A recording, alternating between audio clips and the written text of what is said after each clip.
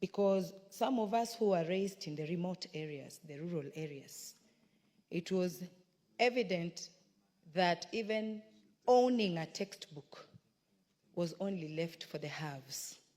And those who have not depended on the blackboard, the notes that the teacher will put on the blackboard is what we would copy and go home to read.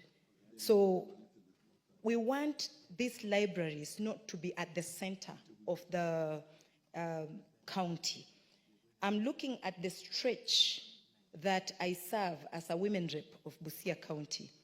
If you go to Budalangi, a student or a pupil who is thirsty to read and wants to read, who cannot afford $1 a day, 100 shillings a day, fare alone, coming from a place like Buluani in Budalangi to just go and read in Busia town, it will be a challenge. Maybe as a pupil or a student from a place in Teso North called Idomor, where, how do they even start? We need to have a motivating factor that when these libraries are finally put in place, they should go closer to the community. They should be put in the sub-counties where people can walk, because we are used to walking anyway. And also, libraries are very good because for those who do not or cannot afford internet, they can't afford bundles.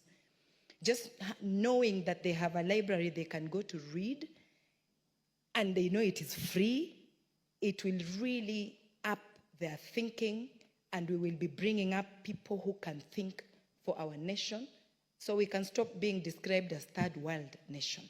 And it will be easy also for these students to search for implied meaning, like something that they can understand, because with a textbook, if you didn't have internet or bundles, you can read from the introduction of the topic, and then it unfolds to the body, to the conclusion.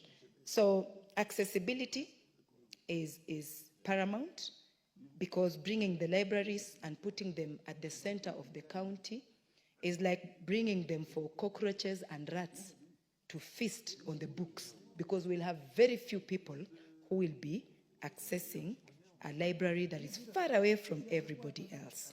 And when we bring such a resource closer to the community, it means that even those people or children who come from very poor families, from the low books, and they have notes, also access to. So a student from a village like Kosera in Teso South is reading what a student from Nairobi Academy, here in Nairobi, is also reading. So that way, knowledge will be like well spread, and it can be easier for every child, even in the rural setup, to come up with some creativity to bring forth a solution within our many issues or problems. And then also, we assume that everybody else can afford Android phones and can Google and get information easily. Some people have those phones, but they have never used, maybe afforded to have enough bundles to access information.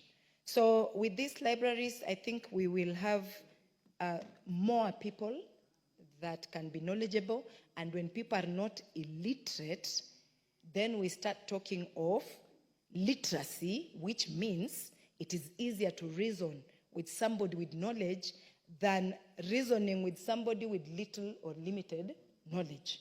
We have so many problems in Africa today where badly cultured people have been raised because they never had access to reading some of these things like SDGs. That's why you can easily hear a man calling a woman a prostitute, forgetting that it is also her mother who dared to be called a prostitute, to have given birth to her. So with libraries around, we'll have more civilized people, well-cultured, people who can see each other as important and not thinking others are half citizens to them, or maybe others are lower. So I think this devolved way of bringing this resource, a library, closer to the people is well, like long overdue. We should have it immediately if we want to talk about development, and literacy level should go even much higher, because where Kenya is since independence, we are old now. Because once you are above 60, you are a senior citizen. So Kenya should be among the nations in Africa or the world that has really eaten good years. Thank you, Mr. Speaker.